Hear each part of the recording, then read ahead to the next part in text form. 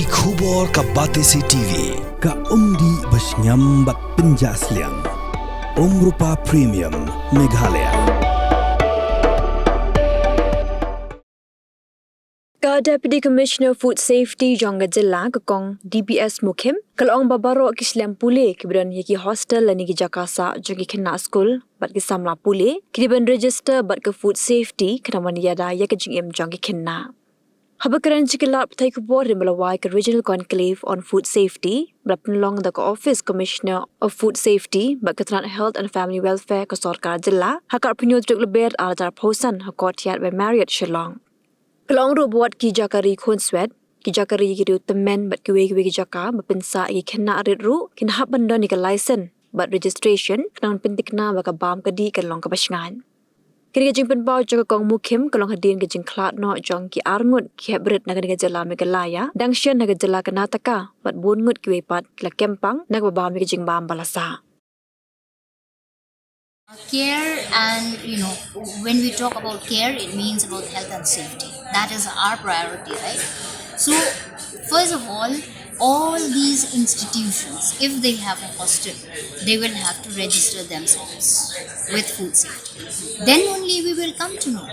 We will come to know all these who's having a hostel, who's operating it, and all that stuff.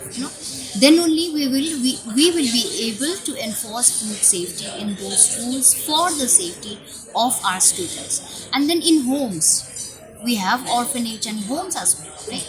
And then even in homes also we have been doing this, checking is on, and then these homes have to be registered. They should have a proper FSSAI license or registration. It's for the safety of these inmates or those people who are living there, right? And what we have seen, what happened in Karnataka, I don't know what was the real reason, but when it comes to food safety, I would say, as per newspaper clipping, I have seen that they have brought food, Holi, they celebrated Holi, and then leftover food were being given to the students. So this is not right. And then whenever there is any program, let it be fest in a church, let it be expo anywhere, let it be in schools or anywhere, all these organizers have to get themselves registered, or at least they have to meet the designated and the licensing authority concerned to get a proper clearance. And in many cases, if you allow me to say, in many cases we have seen that, right? In earlier years, we have experienced somebody died during a procession or a synod or something like that. We were never informed, and all of a sudden, when things broke out like this, then we are being told that, oh, where are you, blah blah blah. So this is very sad. Let every organizers know that it is very, very important for them to meet us.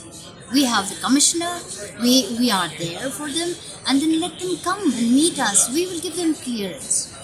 Right now we have expos, we have the fair, the trade fair, and we have gone and checked all those, because we never want that any unfortunate thing to happen to anyone.